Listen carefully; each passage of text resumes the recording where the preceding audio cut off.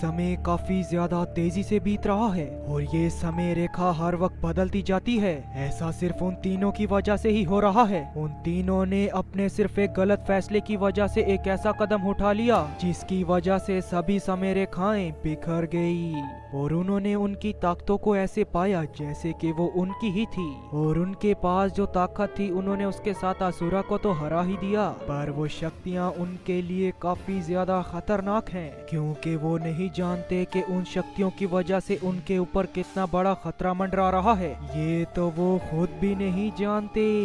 Present timeline. तो कहानी की शुरुआत होती है जब गेंको सेंजो वानितासो और बातो गोकू व जीटा और ब्रोली से कहते हैं अलविदा साइंस। और अब आगे तभी हमें दिखाए जाते हैं ग्रैंड प्रिस्ट और जेनो जो कहते हैं तो आखिरकार सन गोकू ने असुरा को हरा ही दिया, लेकिन एक सेकंड, आखिर ये कैनो लूसिफर और अकुमो कहाँ चले गए? और ना ही यहाँ पे इवल गॉड्स और इवल एंजल्स हैं और वो सेलेस्टियल मेजेस भी नहीं है, क्या वो भी मारे जा चुके हैं? और फिर हमें दिखाया जाता है वहाँ पे जितने भी लोग आए होते हैं वो सभी अपने अपने यूनिवर्स में चले जाते हैं और गोकू व जीटा और ब्रोली उन सभी से कहते हैं अलविदा दोस्तों।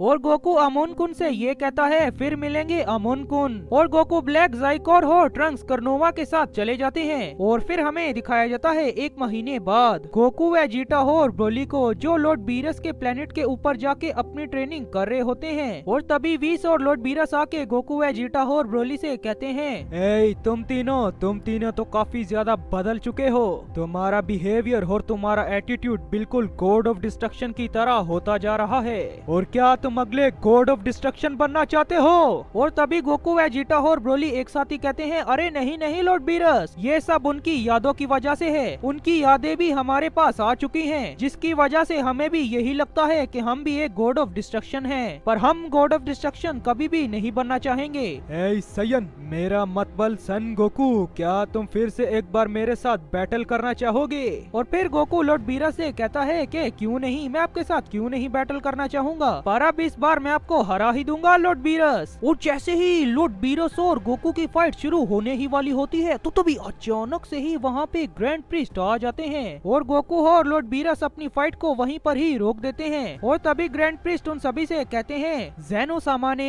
गोकू व जीटा और ब्रोली को अपने पैलेस पे बुलाया है ताकि वो उन्हें बता सकें एशियन गॉड्स की ताकत के बारे में। क्या आप वहाँ पे आना पसंद करेंगे मिस्टर गोकू व जीटा और ब्रोली? और तभी गोकू व जीटा और ब्रोली तीनों कहते हैं क्यों नहीं मिस्टर ग्रैंड प्रिस्ट, हम जल्द ही वहाँ पे आ जाएंगे। और फिर हमें दिखाया जाता है कि लॉर्ड बीरस, वीस, गोकू व जीटा और ब्रोली सुप्रीम काय के प्लेनेट पे चले जाते हैं और वो सुप्रीम काय के प्लेनेट के ऊपर जाके कहते हैं ए सुप्रीम काय, हमें जल्दी से जल्दी जेनो सामा के पैलेस पे जाना होगा। जेनो सामा ने गोकू व जीटा और ब्रोली को बुलाया है उन नेशंस गॉड्स की ताकत के बारे में बताने के लिए। और फिर हमें दिखाया जाता है कि सुप्रीम काय गोकू व जीटा, ब्रोली और वीस और लॉर्ड बीरस को जेनो सामा के पैलेस पे ले जाता है। और जैसे ही वो सभी जेनो सामा के पैलेस के ऊपर पहुंचते हैं तो वो देखते हैं कि ग्रैंड प्रिस्ट उन सभी का इंतजार कर रहे होते हैं। और तभी गोकू व जीटा और ब्रोली को कुछ सेंस हो जाता है और वो ग्रैंड प्रिस्ट से कहते हैं हे ग्रैंड प्रिस्ट, के जेनो सामा ने यहाँ पे सभी गॉड्स और एंजल्स को भी बुलाया है क्योंकि हम तीनों को उनकी एनर्जी सेंस हो रही है। और तभी ग्रैंड प्रिस्ट कहते हैं आप सभी बिल्कुल सही समझ रहे हैं, यहाँ पे सभी गॉड्स और एंजल्स भी आ चुके हैं, सिर्फ आप तीनों का ही इंतजार था और आप सभी को चुन लिया गया है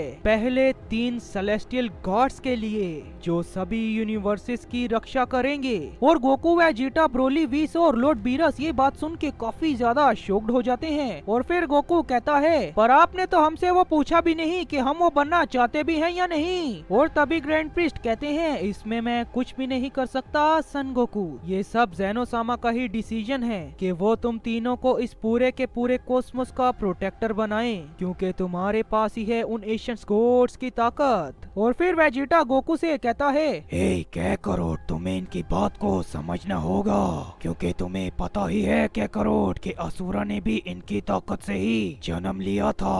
और फिर ब्रोली कहता है और तुम्हें ये भी पता है कैकरोट कि मेरे और वेजिटा में एक ईवल अभी भी है जो सभी चीजों को तबाह करना चाहता था और अब हम नहीं जानते कि हम तीनों की वजह से अब कौन सा क्रीचर जन्म ले लेगा जो असुरा से भी ज्यादा ताकतवर न निकले। और तभी गोकू एक बहुत ही बड़ी स्माइल करके कहता है ठीक है वेजिटा और ब्रोली। और फिर हमें दिखाए जाते हैं सभी गॉड्स और सभी एंजल्स जो ज़ेनोसामा के आगे झुके होते हैं। और वहाँ पे Goku, Vegeta, Broly, grand priest, Whis और लॉर्ड बीरस भी पहुँच जाते हैं। और तभी गोकू को देख के ज़ेनोसामा कहते हैं यो गोकू तुम आ गए। और तभी अचानक से ही वहाँ पे सभी के सभी लोग थम जाते हैं, यहाँ तक के ज़ेनोसामा भी। पर गोकू, वेजिटा और ब्रोली वहाँ पे नहीं रुके होते और वो भी ये चीज देख के काफी ज्यादा चौंके होते हैं कि आखिर ये यहाँ पे सभी कैसे रुक गए। और तभी अचानक से ही गोकू, वेजिटा और ब्रोली अपना फाइटिंग वाला स्टांस लेके कहते हैं अब यहाँ पे कौन आ गया, आखिर ये किसने किया है। और तभी गोकू, वेजिटा और ब्रोली को एक बार फिर से गेंको, सेंजो, वानितास और बातों की आवाज आना शुरू हो जाती है और वो उन तीनों से कहते हैं जल्दी वहाँ से भाग जाओ, तुम बहुत ही बड़े खतरे में पड़ने वाले हो।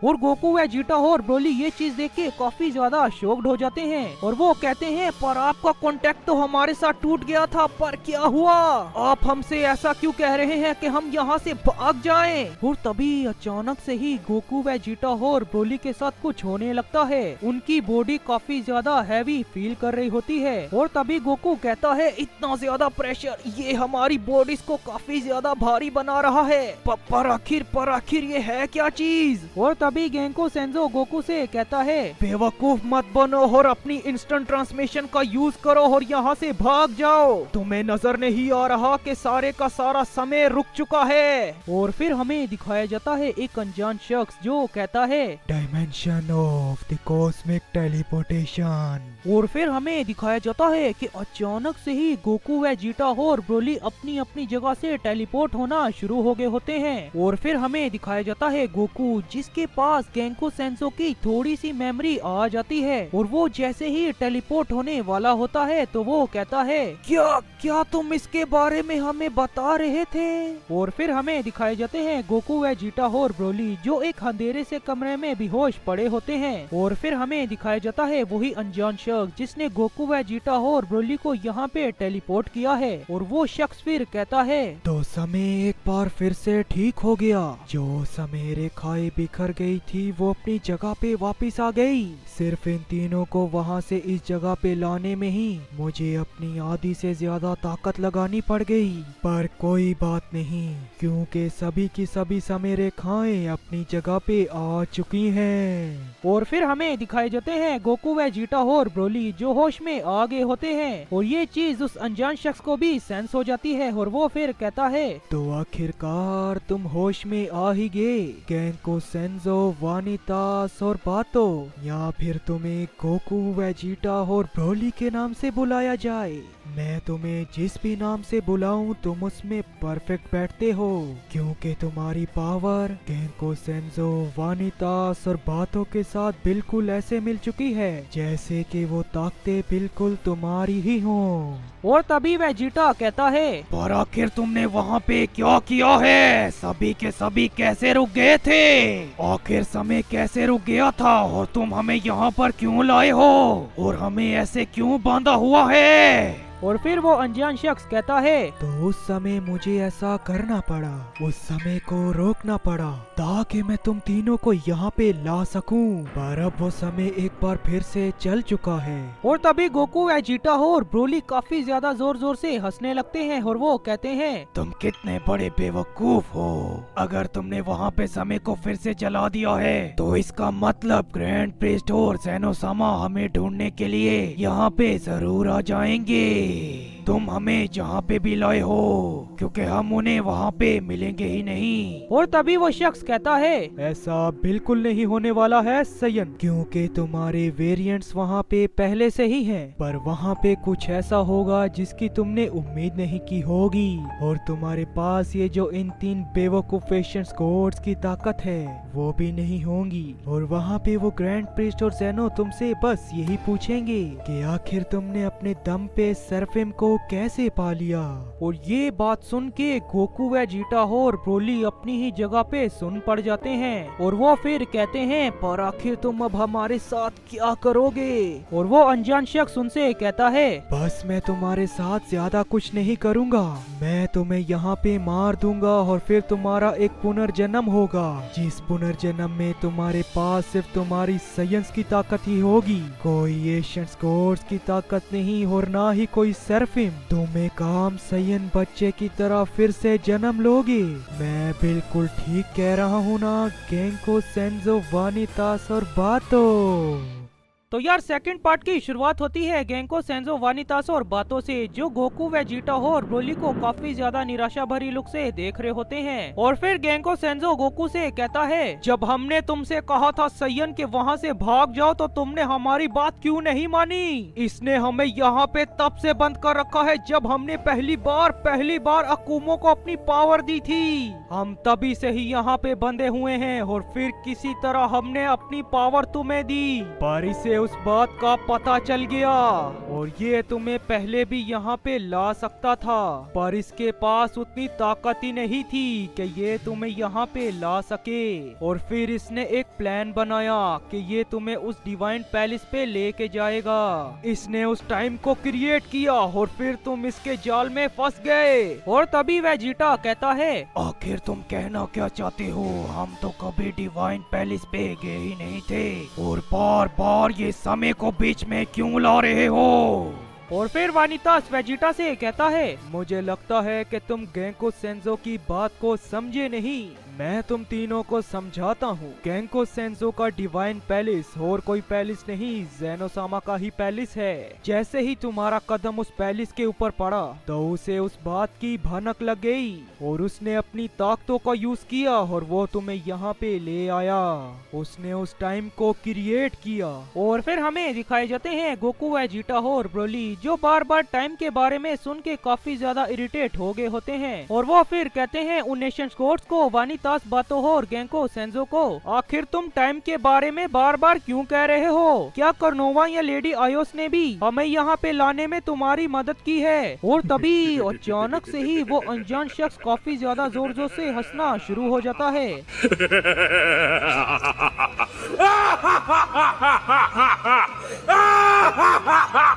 और वो कहता है, मैंने ही लेडी आयोस और कर्नोवा को बनाया है ताकि वो मेरी थोड़ी मदद कर सकें समय को अपनी जगह पे लाने में। हर टाइमलाइन को भी मैंने ही बनाया है और ट्रंक्स की टाइमलाइन में मैंने ही तुम्हें मारा था कि मैं ये देख सकूं कि अगर तुम किसी टाइमलाइन में नहीं होगे तो आखिर उस टाइमलाइन के साथ आखिर क्या होगा। और मैंने ही गोकू ब्लैक को, मेरा मतलब ज़ामासु को ट्रंक्स की टाइमलाइन में भेजा था ताकि वो उस टाइमलाइन को पूरी तरह डिस्ट्रॉय कर दे।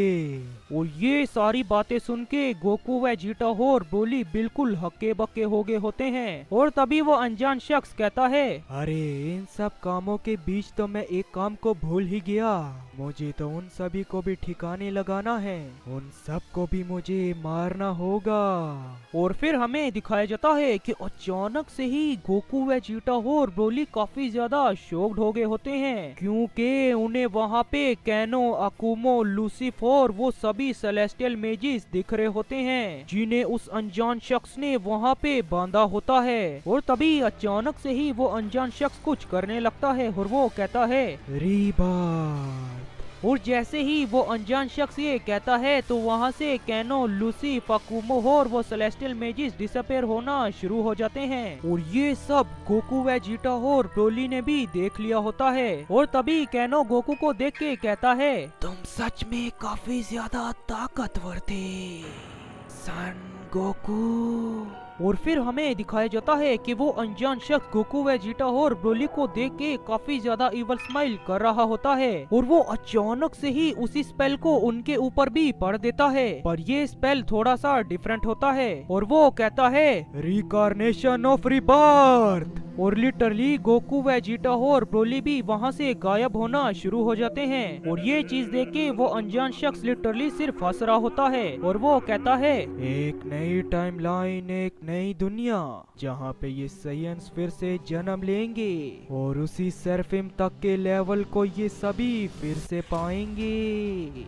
और तभी अचानक से ही वो अनजान शख्स काफी ज्यादा शॉक्ड हो जाता है, क्योंकि अचानक से ही वहाँ से गेंको, सेंजो और वानितास भी वहाँ से डिसअपेयर होना शुरू हो जाते हैं। और ये चीज देख के वो तीनों खुद भी काफी ज्यादा शॉक्ड हो गए होते हैं। और तभी वो कुछ समझ जाते हैं और वो कहते हैं तो इसका मतलब ऐसा हो गया। पर इस बेवकूफ ने भी ऐसा नहीं सोचा होगा कि कुछ ऐसा हो जाएगा। हालांकि इसी ने ही तो हमें बनाया है, पर ये हमें अपने साथ कभी मर्ज नहीं कर पाया। जब हमने उन तीनों को अपनी पावर दी तो हमारी पावर उनके साथ ऐसे मिल चुकी थी कि हमारे पास 2 बॉडीज थी पर पावर सिर्फ एक, जिसकी वजह से इसके स्पेल ने ऐसा काम किया कि उस पावर को मिटाने के बजाय इसने हमारा ही रिबर्थ कर दिया, गोकू, वेजिटा और ब्रोली के भेस में। और तभी वो सभी वहाँ से डिसअपेयर हो जाते हैं। और ये चीज देख के लिटरली वो अनजान शख्स भी काफी ज्यादा घबरा गया होता है और वो कहता है आखिर मैं इतनी बड़ी गलती कैसे कर सकता हूँ। मैंने अपनी पावर उनसे छीनने के बजाय अपनी पावर ही उन्हें दे दी। नहीं नहीं, ऐसा नहीं हो सकता। पर आखिर अब मैं कुछ भी नहीं कर सकता। जिस किसी को भी मैं रिबर्थ करता हूँ तो मैं उसे वापस फिर नहीं मार सकता। अब ये शक्तियाँ उनके पास ही रहेंगी। अब गेंको, सेंजो, वानितास और बातो गोकू, वेजिटा और ब्रोली के भेस में जन्म लेंगे। और फिर हमें दिखाया जाता है प्लेनेट वेजिटा। हाँ, प्लेनेट वेजिटा, जहाँ पे गोकू, वेजिटा और ब्रोली बिल्कुल एक ही दिन पे जन्म लेते हैं। और फिर हमें दिखाया जाता है बार्डोक को, जो अपनी एक जंग लड़के अपने बेटे कैकारोट को देखने के लिए आ रहा होता है। और किंग वेजिटा और पैरागस भी अपने अपने बेटों को देखने के लिए आ रहे होते हैं। और फिर हमें दिखाए जाते हैं गोकू, वेजिटा और ब्रोली, जो अपने अपने बेबी पोट्स में बैठे होते हैं। और फिर हमें दिखाए जाते हैं किंग वेजिटा, पैरागस और बारडॉग, जो अपने अपने बेटों की पावर लेवल्स को चेक करने के लिए आए होते हैं। और जैसे ही वो अपना अपना स्काउटर ऑन करते हैं तो उन्हें उन तीनों की पावर सेंस ही नहीं होती। उनका स्काउटर वहाँ पे उन तीनों की पावर लेवल को लिटरली 0 दिखा रहा होता है। और ये चीज देख के वो तीनों काफी ज्यादा निराश हो जाते हैं और वो कहते हैं कि हमारे बेटे तो कितने ज्यादा ही कमजोर निकले। पर गाइस, उन्हें क्या पता कि कौन से इमोर्टल गोस्ट जन्म लेने वाले हैं। खैर, आगे बढ़ते हैं और फिर हमें दिखाया जाता है वही अनजान शख्स, जो कहता है अब इन्हें मरना होगा। मैं इन्हें यहाँ पे जिंदा तो बिल्कुल भी नहीं छोड़ सकता। और इस टाइमलाइन में भी बिल्कुल वैसा ही होगा। ये तीनों अलग अलग जगह पे ही जाएंगे, पर इस बार कुछ अलग होगा। पर ये तीनों एक ही समय पे जन्म लिए हैं, जो कि काफी ज्यादा बड़ी दिक्कत थी। और अब मुझे उस पीरस के दिमाग में इन साइंस के लिए थोड़ा बहुत गुस्सा भरना होगा, ताकि वो उस फ्रीजा को कहे कि इस प्लेनेट वेजिटा को तबाह कर दो। पर इस बार फ्रीजा के पास भी कोई आम ताकत नहीं होगी, उसके पास होगी उसकी ब्लैक फॉर्म। पर उसे अपनी उस फॉर्म को अनलॉक करना होगा और फिर वो अपनी ताकत को यूज कर पाएगा इन तीनों को खत्म करने के लिए।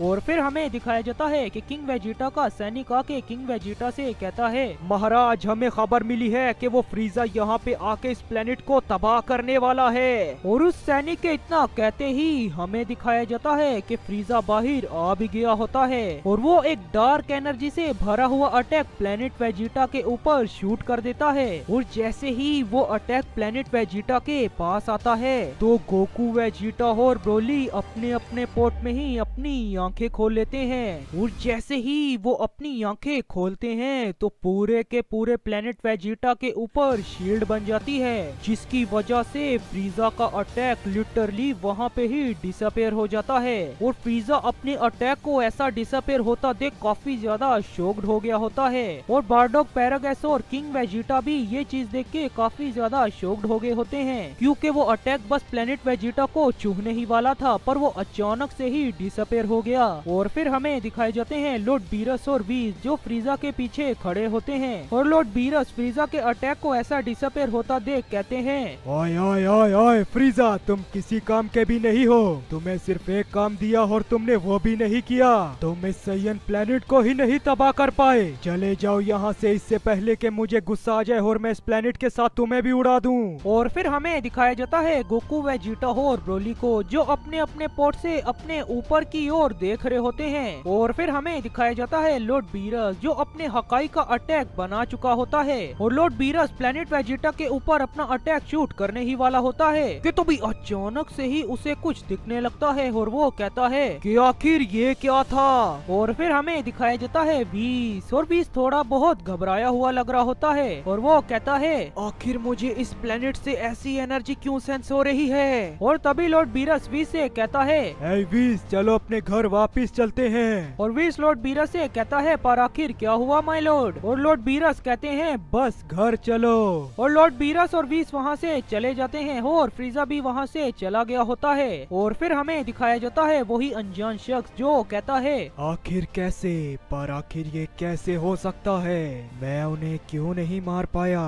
और फिर हमें दिखाए जाते हैं लॉर्ड बीरस और वीस जो अपने प्लेनेट पे पहुंच गए होते हैं। और तभी लॉर्ड बीरस वीस से कहते हैं वीस मुझे उस प्लेनेट के ऊपर काफी कुछ गड़बड़ लगा, मुझे वहाँ पे कुछ ऐसी चीज नजर आई जिसे देख के मैं काफी ज्यादा डर गया, क्योंकि मुझे एक सैयन ने हरा दिया था, वो भी एंजल्स की टेक्निक का यूज करके।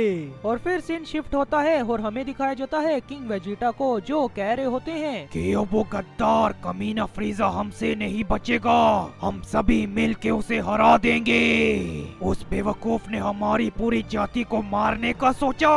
और फिर पैरागैस और उनके कुछ सैनिक किंग वेजिटा से कहते हैं कि माय लॉर्ड हम फ्रीजा को नहीं हरा सकते, फ्रीजा तो काफी ज्यादा ताकतवर है, हमें कोई एक ऐसा प्लेनेट ढूंढना होगा जहाँ पे हम आराम से रह सकें, जिस प्लेनेट का किसी को कद्दू कुछ न पता हो। और फिर हमें दिखाया जाता है बारडॉग जो कहता है मैं एक प्लेनेट के बारे में जानता हूँ और उस प्लेनेट का नाम है प्लेनेट अर्थ, वहाँ पे बिल्कुल हमारे जैसे ही लोग रहते हैं, पर उनके पास हमारी जैसी शक्तियाँ नहीं होती, हमें वहाँ पे किसी शख्स को भेजना होगा कि वहाँ पे वो देख सके कि वो प्लेनेट हमारे लिए सही है कि नहीं। और तभी किंग वेजिटा कहते हैं तो ठीक है, हम उन तीनों को वहाँ पे भेजेंगे, मेरा मतलब हमारे बेटों को, जो वहाँ पे जाके रहेंगे और जानेंगे कि आखिर वो प्लेनेट हम सैयंस के लिए ठीक है भी या नहीं।